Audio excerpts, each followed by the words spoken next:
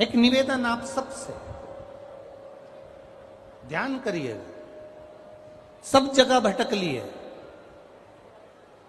सारी दुनिया में जाकर बोलिया है, जगह जगह जाकर प्रार्थना कर ली, निवेदन कर लिया, तो भी तुम्हारा अगर कोई काम ना बने तब एक काम जरूर करना, एक बेलपत्र, एक शमी पत्र,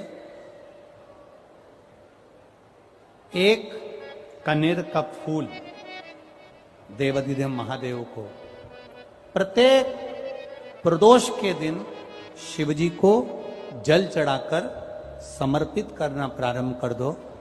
2 या 3 प्रदोष निकलेगी, मेरा देवाधिदेव महादेव तुम्हारी झोली खुशियों से भर दे निश्चित। एक बेलपत्र, एक शमी पत्र और एक कनेर का पुष्प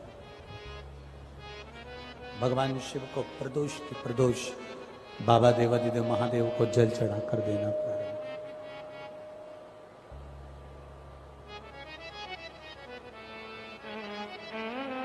आप दीजिए, वो स्वीकार करेगा। विषम स्थिति में, विषम परिस्थिति में आपने सब दूर भटक लिए, सारी ऐसी कोई जगह नहीं जहां तुम नहीं गए। पत्रिका भी दिखाई, वास्तु भी कराया, सारा दुनिया का काम कराया, उसके बाद भी सुख की अनुभूति नहीं। तब देवाधिदेव महादेव की शरणागति पकड़ी। अपने भजन के बल को बढ़ाओ, राम नाम, कृष्ण नाम, शिव नाम, जो नाम तुम जपते हो उसको बढ़ाने का प्रयास करिए।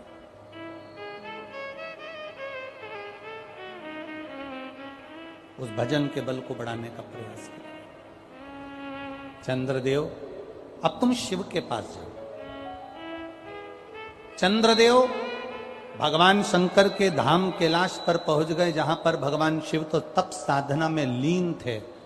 चंद्रदेव को मेरे भोलेनाथ जी ने देखा भी नहीं, क्योंकि वो अपनी तप साधना में लगे थे, भजन में लगे थे, अपनी तप साधना में लीन थे, ध्यान नहीं दिया।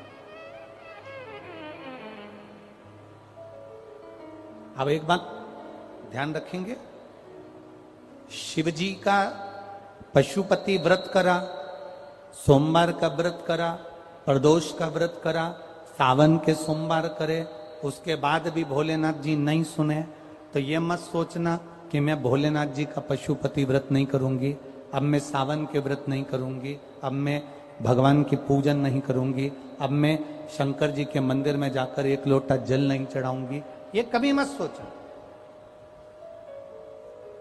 बल्कि ये सोचना कि मैंने जो आराधना करी, मैंने जो पूजन करी, मैंने जो व्रत करा, मैंने जो तप साधना करी, हो सकता है उसमें कोई कमी रह गई हो, इसलिए दूसरी बार करूंगी, तब मेरा महादेव मेरी मनोरथ पूर्ण जरूर करेगा। ये निश्चितता के साथ, एक प्रबल विश्वास के साथ, एक प्रबल भरोसे के साथ, एक प्रबल दृढ़ता के साथ मेरे को करना।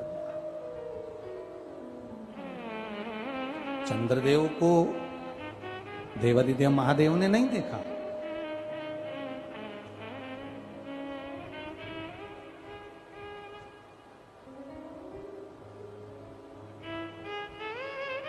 शिवजी ने चंद्रदेव को नहीं देखा, क्योंकि वो तो तप साधना में लगे हुए हैं।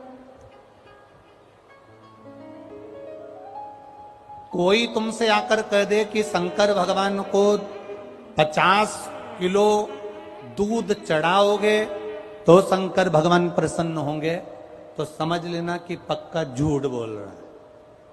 क्योंकि शिव महापुराण की कथा कहती है, गौ माता का एक छोटी सी चम्मच से भी आधा चम्मच, आधी चम्मच का भी आधा चम्मच, 1 बूंद दूध भी गौ माता का, देसी गाय का जल में मिलाकर अगर शिव जी को समर्पित कर दोगे तो मेरा महादेव प्रसन्न हो जाता है। यह जरूरी नहीं कि 50 लीटर चढ़ाओगे, 100 लीटर चढ़ाओगे, 51 लीटर चढ़ाओगे, 108 लीटर चढ़ाओगे तो महादेव प्रसन्न होगा। ना ना ना, शंकर भगवान को रिझाने के लिए तुमको बहुत कीमती शिला की जरूरत नहीं पड़ती, भगवान शंकर को रिझाने के लिए बहुत कीमती पत्थर पाषाण की जरूरत नहीं पड़ती, भगवान शंकर को रिझाने के लिए सोने के आभूषण की जरूरत नहीं पड़ती, भगवान शंकर को रिझाने के लिए तो तुम किसी भी बगीचे की एक मुट्ठी मिट्टी को उठा लो, उसको उसन लो और उसका शिवलिंग बनाकर पूजन कर लो, मेरा महादेव 12 ज्योतिर्लिंग के बराबर स्वीकार कर लेता है।